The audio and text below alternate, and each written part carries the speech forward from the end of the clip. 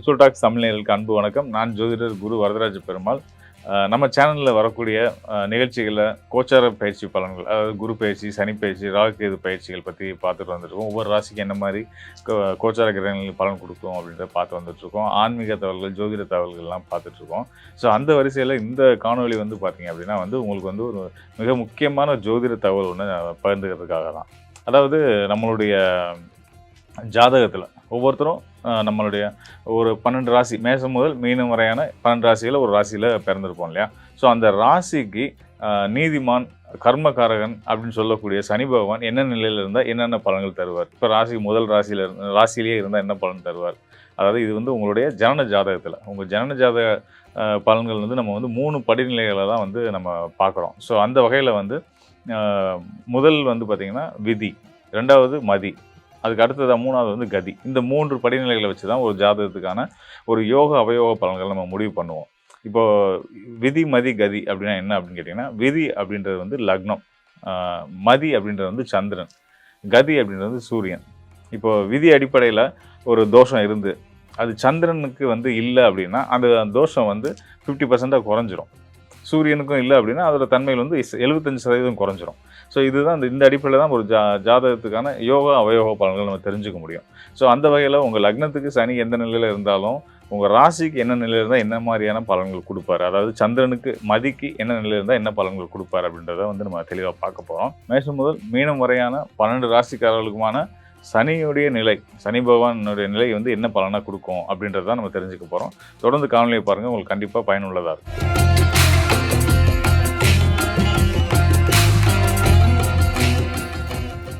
நீதிமான், கர்மகாரகன், நியாயவான் சொல்லக்கூடிய சனி ஒவ்வொரு ராசியிலையும் இருந்தால் எந்தெந்த ஸ்தானங்கள் இருந்தால் என்னென்ன மாதிரியான பலன்கள் கொடுப்பார் அப்படின்றத பார்த்து வந்துட்டுருக்கோம். அந்த வரிசையில் இப்போ நம்ம பார்க்க போகிற ராசி வந்து மகர ராசி. மகர ராசி வந்து பார்த்திங்கன்னா இந்த சனி பகவானோட சொந்த ராசி. அவர் அந்த தன்னோட சொந்த வீட்டில் இருந்தாலும் 2ஆம் வீட்டில் இருந்தாலும் ஏனைய மற்ற ராசிகளில் இருந்தால் என்ன மாதிரி பலன் மகர ராசிக்காரர்களுக்கு சனி என்ன பலன்கள் கொடுப்பார் அப்படின்ற பார்க்க போகிறோம். அதாவது மகர ராசின்னு எடுத்துக்கிட்டோம்னாலே வந்து பார்த்திங்கன்னா ரொம்ப வந்து உணர்வுபூர்வமான மனிதர்கள். அவங்க காட்டக்கூடிய அன்புனாலும் சரி, கோவம்னாலும் சரி உச்சத்தில் தான் இருக்கும். ஸோ அதே நேரத்தில் எந்த ஒரு செயல்லையும் ஒரு நேர்மையும் ஒரு நியாயமும் ஒரு நெறிமுறையோடையும் செய்யணும் அப்படின்ற ஒரு கோட்பாடோடு வாழக்கூடியவங்களாக இருந்துட்டுருப்பாங்க. பயணங்கள் வந்து அவங்களுக்கு இயல்பாகவே வாழ்க்கையில் நிறைய இருந்துக்கிட்டே இருக்கும், ட்ராவல் இருந்துக்கிட்டே இருக்கும். அந்த பயணங்களை செய்ய தான் வாழ்க்கை இனிமையாகவும் இருக்குன்றதை நான் இந்த இடத்துல சொல்ல விரும்புகிறேன். அதுபோக வந்து பார்த்திங்கன்னா சிவபக்தி, சித்தர் வழிபாடு, இந்த மாதிரியான ஒரு சித்தரியல், மெய்யல் சார்ந்து மிகப்பெரிய ஆர்வமும் பக்தியும் இருந்துகிட்டே இருக்கும். இது ஆரம்பத்திலேருந்து இருக்குமான்னு கேட்டிங்கன்னா இல்லை, ஒரு காலப்போக்கில் தான். ஆரம்ப காலகட்டங்களில் பக்தி மேலே பெரிய ஒரு பற்று இல்லாமல் நிலையில் வாழ்க்கையை ஆரம்பிச்சிருந்தாலும் மெல்ல மெல்ல மெல்ல பக்திக்குள்ளே ஒரு தேர்ந்த அளவில் ஒரு நல்ல ஞானத்தோடு பக்தியில் பயணிக்கக்கூடிய ஒரு நிலையை வந்து மகர ராசிக்காரர்களுக்கு இயல்பாகவே கிடைச்சிடும். இப்படிப்பட்ட மகர ராசிக்காரர்களுக்கு ராசியிலேயே சனி இருக்காரு அப்படின்னா வந்து என்ன பலன் செய்வார்னா, கண்டிப்பான முறையில் அது வந்து ஒரு உன்னதமான யோகம் தான். ராசி அதிபதி ராசியிலே இருக்காரு அப்படின்ற வகையிலையும் சரி, சனி வந்து தன்னோட மகர ராசியில் ஆட்சி பலம் பெறக்கூடிய வீட்டில் இருக்காருன்றதுனாலையும் சரி, உங்களுக்கு என்ன எதுவோ அதை வந்து நிச்சயமாக அடையக்கூடிய ஒரு, நீங்கள் அதுக்கு பெருசாக போராடணுன்றது கூட இல்லை. மகர ராசியில் சனி இருக்காரு அப்படின்னாலே நீங்கள் தைரியமாக நீங்கள் நினச்ச விஷயம் கண்டிப்பாக நடக்குன்ற நம்பிக்கையோடு நீங்கள் இருக்கலாம். ஏன்னா கர்மகாரகனும் அங்கே மனோகாரகன் சந்திரனும் சேர்றதுனால இலக்கை சரியாக அடையக்கூடிய, திட்டமிட்டு அதுக்காக பயணித்து அதில் வரக்கூடிய தடைகளெல்லாம் வந்து தகர்த்து வெற்றி அடையக்கூடிய யோகம் வந்து இந்த மகர ராசிக்காரர்களுக்கு சனி ஆட்சி பலம் பெற பட்சத்தில் கண்டிப்பான முறையில் இருக்கும். தெய்வ பலமும் ரொம்ப அதிகமாகவே இருக்கும். கிட்டத்தட்ட சனிச்சந்திரன் சேர்க்கை மகர ராசியில் வரும்போது பார்த்திங்கன்னா ஒரு ஞானியை போல், ஒரு சன்னியாசியை போல் வாழ்க்கையை ஒரு பற்றற்று தெய்வ பற்றோடு வாழக்கூடிய ஒரு இயல்பை கொடுத்துரும். இந்தளவுக்கு வந்து ராசியில் இருக்கக்கூடிய சனி செய்வார். அது மட்டும் இல்லாமல் தீர்க்க ஆயுளையும் கொடுப்பார். நம்ம மகர ராசிக்காரர்களுக்கு ராசியிலேயே சனி இருக்கும் பட்சத்தில் நம்ம சொல்லக்கூடிய ஒரு விஷயம் என்னன்னு கேட்டிங்கன்னா, உங்களுக்கு தேவைக்கான பணத்தை இறைவன் எப்போனாலும் சரியான நேரத்தில் கொடுத்துருவார். ஆனால் அதுக்கு மீறி ஒரு காசு நீங்கள் சேர்த்து வைக்கிறதுக்கு வாய்ப்பு கொடுக்க மாட்டாங்க.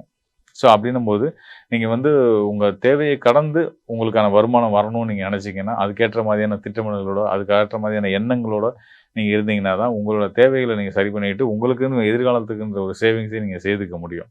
கண்டிப்பான முறையில மகர ராசிக்காரர்கள் வந்து சிறு சேமிப்பு வந்து ஏதோ ஒரு வகையில பலவிதமான இப்ப சேமிப்பு முறைகள்லாம் இருக்கு. அதாவது அ share market, mutual fund, SIP இந்த மாரி நெறைய விஷயங்கள் இருக்கு. இதுல ஏதாவது ஒண்ணு தேர்ந்தெடுத்து நீங்க கண்டிப்பான முறையில உங்க எதிர்காலத்துக்காக நீங்க வந்து இன்வெஸ்ட் பண்ணிக்கிறது ரொம்ப நல்லது. அத நம்ம சொல்ல வேண்டியிருக்கு. 2வது வந்து உங்களுடைய தனஸ்தானம்னு சொல்லக்கூடிய கும்ப ராசியில சனி பகவான் இருக்காரு. அது உங்க ராசி அதிபதி சனி பகவான். உங்களுடைய இன்னொரு உங்க ராசி அதிபதி சனியோட இன்னொரு வீடான கும்பத்துல இருக்கும்போது என்ன பலன்கள் செய்வார் அப்டின்னா வந்து, நீங்க சொல்ற வாக்கு தெய்வ வாக்கா பலிக்கிற அளவுக்கு உங்க வாக்கு பலிதத்த குடுத்து, உங்களுக்கு வந்து உங்களுடைய செயல்கள்லயும் வெற்றிகள குடுத்துட்டு இருப்பாரு. நீங்க சொன்னா வந்து சரியா இருக்கும் அப்டின்ற நம்பிக்கைய எல்லாத்துக்கும் ஏற்படுத்துவார். ஆ ஒரு நியாயமா பேசுவாரு. நடுநிலையா பேசுவாரு. வேண்டியவங்க வேண்டாதவங்கன்னு இல்லாம, தப்பு செஞ்சா யார் செஞ்சாலும் தப்புன்னு உறுதியா சொல்லக்கூடிய தன்மை உடையவர். அப்படின்றதெல்லாம் வந்து உங்களுக்கு கும்பராசியில இருக்கக்கூடிய சனி செய்வார். அதே நேரத்தில கும்பராசியில பொதுவா வந்து வாக்குஸ்தானம், தனஸ்தானம், குடும்பஸ்தானத்தில சனி இருக்கும்போது, குடும்பத்திலருந்து பிரிச்சு நம்மள வேற ஒரு அ அதாவது ஹாஸ்டல்லயோ இல்ல தாத்தா, பாட்டி வீட்லயோ, மாமா வீட்லயோ வளர்ற சூழ்நிலைய குடுக்கும். ஆனா, இங்க மகர ராசிக்காரர்களுக்கு 2ஆம் இடத்துல சனி இருந்தா அந்த விஷயங்கள் நடக்காது. குடும்ப பற்றோடவும், தாய் தந்தையோடும் சேர்ந்து மகிழ்ச்சியா வாழக்கூடிய ஒரு யோக அமைப்ப குடுப்பாரு. எதனாலனா, அந்த 2ஆம் இடம் வரக்கூடியது உங்களுடைய ராசிநாதனுடைய அ சொந்த வீடான கும்ப ராசி தான். அங்கேயும் சனி ஆட்சி பலம் பெறக்கூடிய இடம் தான். அதனால வந்து உங்களுக்கு நீங்க வந்து எவ்வளோக்கு எவ்வளோ பேசுறீங்களோ, அவ்வளோக்கு எவ்வளோ உங்க லைஃப்ல வந்து நீங்க ஹேப்பியா இருப்பீங்கன்றத நம்ம சொல்ல முடியும். இது ஒரு ஸ்டேஜுக்கு அப்புறம் வந்து பார்த்தீங்கன்னா, நீங்க ஒரு கல்லூரி படிப்பெல்லாம் முடிச்சு மேல வெளியில வர்றீங்க அப்படின்னா, விற்பனை திறன், அ பேச்சால சம்பாதிக்கக்கூடிய துறைகள், சேவை துறைகள் இதுலலாம் வந்து நீங்க வந்து நல்லபடியா வெற்றி அடைய முடியுன்றத தெரிஞ்சுக்கலாம். அதுக்கு அடுத்ததா ராசிக்கு 3ஆம் இடம் சொல்லக்கூடிய மீன ராசியில சனி பகவான் அமரும்போது, உங்களுக்கு வந்து நீங்க எடுத்த காரியத்த வெற்றிகரமா செய்து முடிக்கிறதுக்கான உற்ற துணையா சனி இருப்பார். அதுபோக வெளிநாட்டு பயணங்கள கண்டிப்பான முறையில குடுத்துருவாரு. ராசிநாதன் ஆ மகர ராசிக்கு அடிப்படை அதிபதியா வந்து அவர் வந்து பார்த்தீங்கன்னா, இன்னொரு நீர் ராசியான மீனத்தில இருக்கும் பட்சத்தில, கண்டிப்பான முறையில வெளிநாட்டு யோக பலன்கள் கண்டிப்பான முறையில இருக்கும். நிச்சயமா அந்த பயணங்கள் மூலியமா வெளிநாட்டுக்கு போனதுக்கு பின்னாடி, உங்க வாழ்க்கையில ஒரு மிகப்பெரிய மாற்றங்கள் ஏற்பட்டு, ஒரு ஒரு ஒரு சுமூகமான, ஒரு மகிழ்ச்சிகரமான ஒரு வாழ்க்கைய வாழ்றதுக்கான சூழ்நிலைய குடுத்துருவாரு. அதுக்கு அடுத்ததா உங்களுடைய சுகஸ்தானம்னு சொல்லக்கூடிய 4ஆம் இடம். வண்டி வாகன யோகம், தாயார் இதெல்லாம் குறிக்கக்கூடிய 4ஆம் இடத்துல சனி பகவான் இருக்கும்போது, அது மேச ராசியா வர்றதுனால, மேச ராசி சனிக்கு பகையா வீடாவும் வர்றதுனால, உங்களோட சிந்தனைகள்ல வந்து எதிர்மறையான எண்ணங்கள் நெறைய இருந்துகிட்டே இருக்கும். அ உடல் சார்ந்த தொந்தரவுகளும், ஒரு ஒரு ஒரு சோம்பல், லேசினஸ் இதெல்லாம் இருந்துட்டே தான் இருக்கும். ஸோ இதெல்லாம் தவிர்க்கிறதுக்கு வந்து பார்த்தீங்க அப்படின்னா வந்து, நீங்க வந்து கண்டிப்பான முறையில உடற்பயிற்சி, மனோபயிற்சின்னு சொல்லக்கூடிய யோகாசனம் மற்றும் பிராணாயாம பயிற்சிகள தொடர்ந்து செய்து வந்துட்டு இருக்கிறது நல்லது. ஆ சிலருக்கு வந்து தலைச்சுற்றல், தலைவலி இந்த மாதிரியான தொந்தரவுகள் கூட இருக்கும். சின்ன வயசுல தெரியாது. வளர்ந்து ஒரு 30 வயசுக்கு மேல அந்த மாதிரியான சில தொந்தரவுகள்லாம் ஆரம்பிக்கும். கண்டிப்பான முறையில இருக்கும். அதுக்கெல்லாம் காரணம் என்னன்னு கேட்டீங்கன்னா, அதீதமான மன அழுத்தமும், அதீதமான சிந்தனைகளும் தான். ஓவர் திங்கிங்ன்னு சொல்லுவாங்க. அதனால வந்து உங்களோட சிந்தனைகள வந்து நீங்க குறைச்சுக்கிட்டு, சரியான பாதையில மனசையும், உடலையும் வச்சுக்கிறதுக்கு நீங்க வந்து யோகாசனமும், பிராணாயாமமும் பயிற்சி பண்ணி வர்றது ரொம்ப நல்ல பலன் குடுக்கும். அதுக்கு அடுத்ததா உங்களுடைய பூர்வ புண்ணிய ஸ்தானம்னு சொல்லக்கூடிய 5ஆம் இடம். மகர ராசிக்கு பூர்வ புண்ணிய ஸ்தானமா வரக்கூடியது வந்து பார்த்தீங்கன்னா, அசுர குருவான சுக்கிரனுடைய வீடான ரிஷப ராசி. ரிஷப ராசியில சனி இருக்கும் பட்சத்தில, சனி வந்து பார்த்தீங்கன்னா, பொதுவாவே சனி ஒரு கடின உழைப்பாளி. இந்த ரிஷப ராசியுமே வந்து கடின உழைப்புக்கு பெயர் போன ராசி.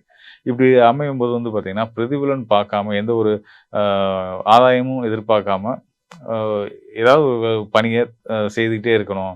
சும்மா இருக்கக்கூடாது. உழைப்பு தான் நமக்கு சோறு போடும் அப்படின்ற ஒரு முழுமையான நம்பிக்கையோட, அ உழைப்ப வந்து தெய்வமா கருதி, அ உழைக்கிறத ஒரு தொண்டு சிவ தொண்டா நினைச்சு, நல்லபடியா செய்து, வாழ்க்கையில ஒரு நல்ல பேர் புகழோட, செல்வாக்கோட, சம்பாத்தியத்தோட, நல்ல ஒரு குலதெய்வ அருளோட, நல்ல சிறப்பான ஒரு வாழ்க்கைய வாழ்றதுக்கு 5ஆம் இடத்து சனி கண்டிப்பான முறையில உதவியா இருக்கும்.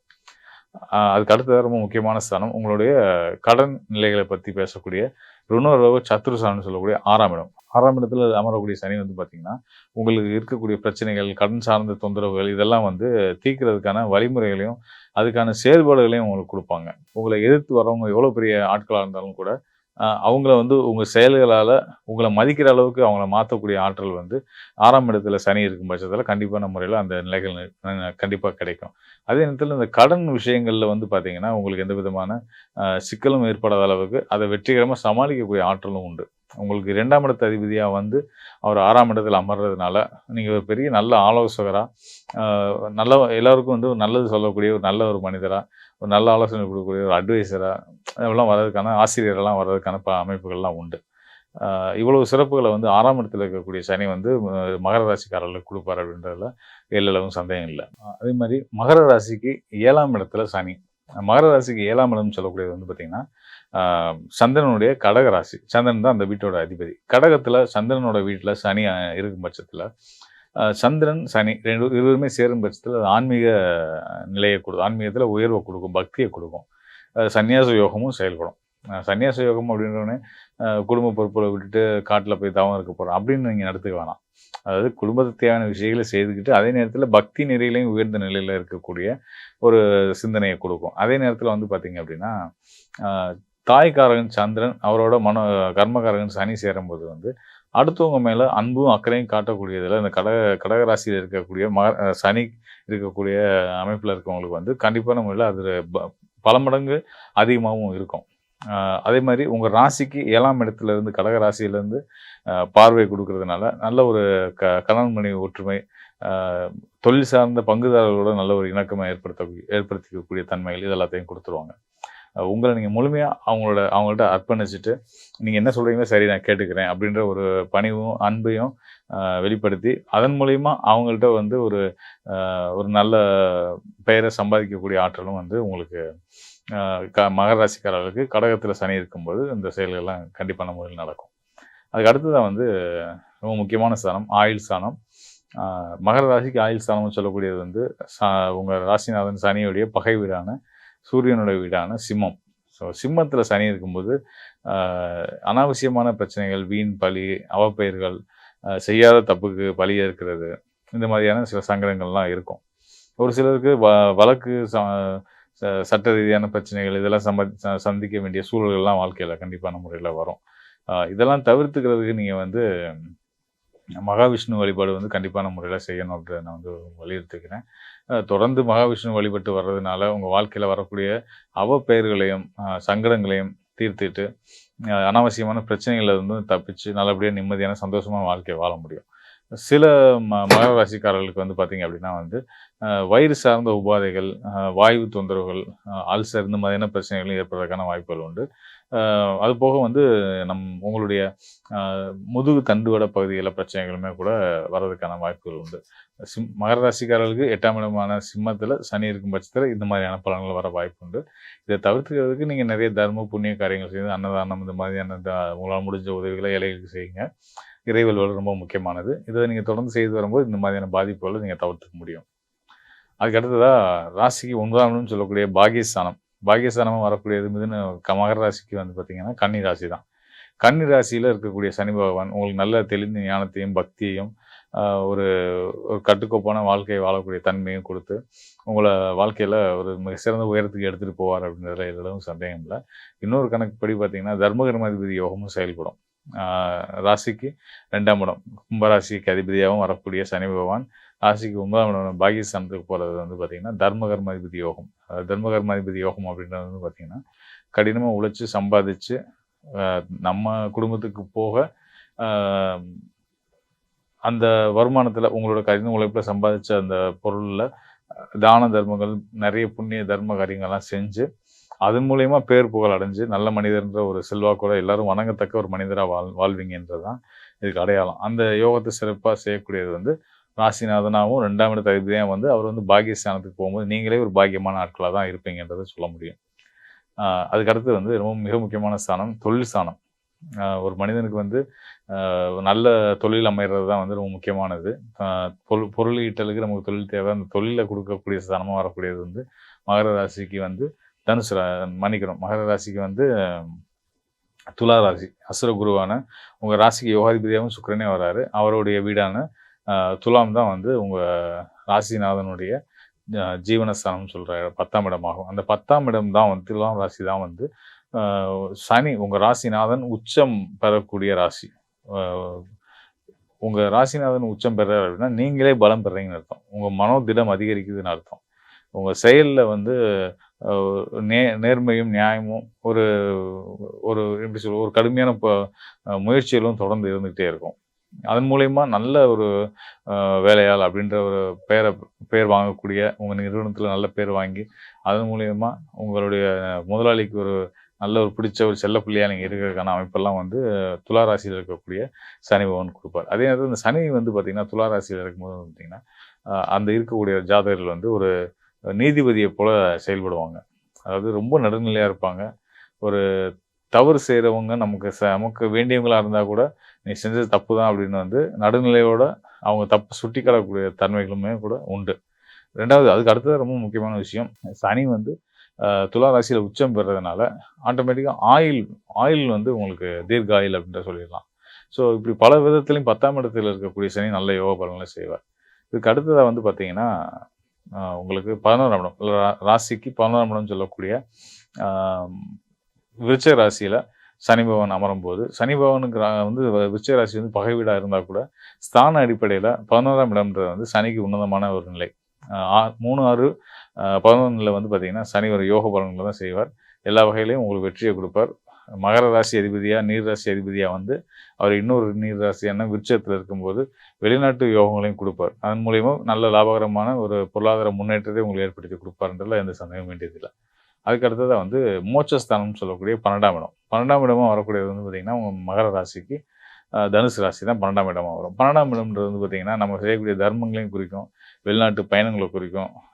அயன சயன போகஸ்தானம்னு சொல்லுவாங்க. நல்ல உறக்கம், நல்ல உணவு, நல்ல ஒரு தாம்பத்திய வாழ்க்கை. இதெல்லாம் சொல்லக்கூடிய ஸ்தானமும் சனி தனுசு ராசி தான் வரும். அங்க சனி ராசிநாதனே அமரும்போது வந்து பார்த்தீங்கன்னா, நெறைய தர்ம புண்ணிய காரியங்கள் செய்து, சிவாலயங்கள் கட்டி கும்பாபிஷேகம் பண்ற அளவுக்கு உங்களோட பொருளாதார நிலைய உயர்த்துவார் முதல்ல. அதன் மூலியமா நல்ல பேர், புகழ், செல்வாக்கு, நல்ல தர்மங்கள் பண்ணீங்க அப்படின்ற ஒரு நற்பெயர்கள் ஏற்படும்.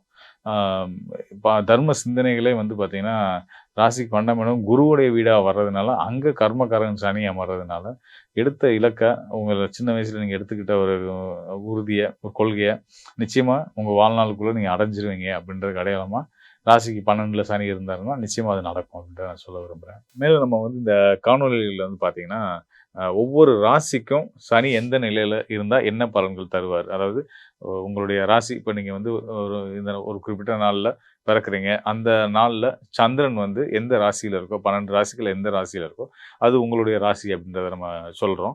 ஸோ அந்த வகையில வந்து பார்த்தீங்கன்னா, அந்த ராசிக்கு ஸ்தான அடிப்படையில சனி எங்கெங்க இருக்கார்?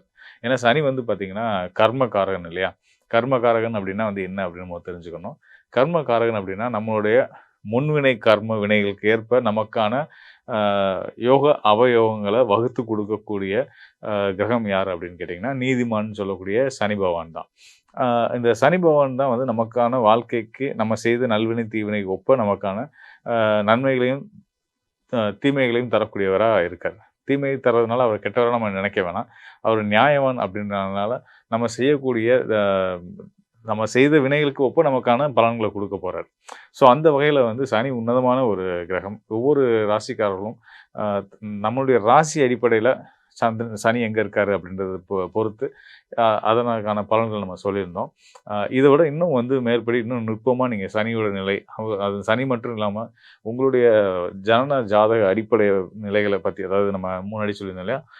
விதி, மதி, கதி. அதாவது விதின்றது லக்னம், மதின்றது சந்திரன், கதின்றது சூரியன். இந்த 3 நிலைகளின் அடிப்படையிலுமே வந்து இப்ப நம்ம பார்த்தது மதின்ற சந்திரன் அடிப்படையில பார்த்திருக்கோம் காணொளிகள்ல. இந்த 3 நிலைகள்லயும் விதி, மதி, கதி 3 நிலைகளின் அடிப்படையிலயும் உங்களுக்கு வந்து சனி என்ன ரோல் பண்றாரு? உங்களோட வாழ்க்கையில அவர் என்ன மாரியான கர்ம வினைகள உங்களுக்கான நற்பலன்கள தரப்போறாரு அப்படின்றத நம்ம பார்க்கணும் அப்படின்னா, நிச்சயமா வந்து உங்களுக்கான உதவ நான் தயாரா இருக்கிறேன். உங்க ஜனன ஜாதகத்தோடு எனக்கு தொடர்பு கொள்ளுங்க. கண்டிப்பான முறையில உங்களுக்கு ஒரு தெளிவ ஏற்படுத்தக்கூடியது என்னுடைய பொறுப்பா நான் எடுத்து, சிறப்பான முறையில உங்களுக்கான நல்ல பலன, சரியான பலன உங்களுக்கு நான் எடுத்து சொல்றேன். மீண்டும் ஒரு நல்ல நிகழ்ச்சியில சந்திப்போம். நன்றி, வணக்கம்.